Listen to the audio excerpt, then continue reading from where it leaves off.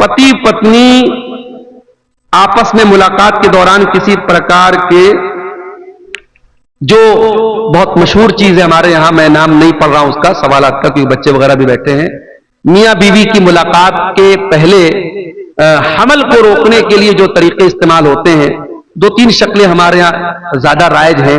जैसे वो खवातीन गोली वगैरह लेती हैं या मर्द हजरात कुछ चीजों को इस्तेमाल करते हैं। तो सवाल पूछा गया कि उसको इस्तेमाल करना कैसा है। तो देखिए, अब जाहिर है कि अल्लाह के रसूल के दौर में या सहाबा के दौर में तो ये चीजें नहीं थी, लेकिन उस दौर में भी प्रेगनेंसी ना हो, हमल ना हो, उसके लिए कुछ तरीके अपनाए जाते हैं।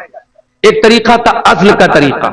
तो अज़्ल का जो तरीका था उसमें यह था कि मर्द जो होता था वो यानी ये नौबत ही ना पैदा हो कि प्रेगनेंसी का कोई मामला पेश आए, वो ऐसा तरीका अपनाता था। तो अल्लाह के नबी सल्लल्लाहु अलैहि वसल्लम उसको हराम करा, आपने कहा बचो तो बेहतर है, लेकिन आपने हराम करार नहीं दिया।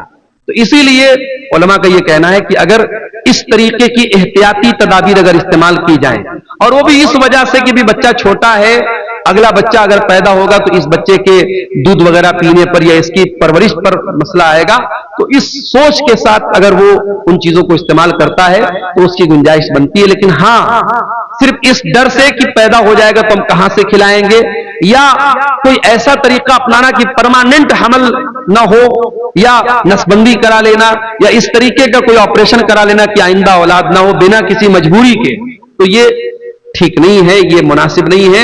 या इसी तरीके से अगर हमल ठहर गया, हमल के ठहरने के बाद कोई दवा खिला करके हमल को जाया करना, ये सारी शक्लें हराम हैं। इन सब से हमें परहेज करना चाहिए और बचना चाहिए।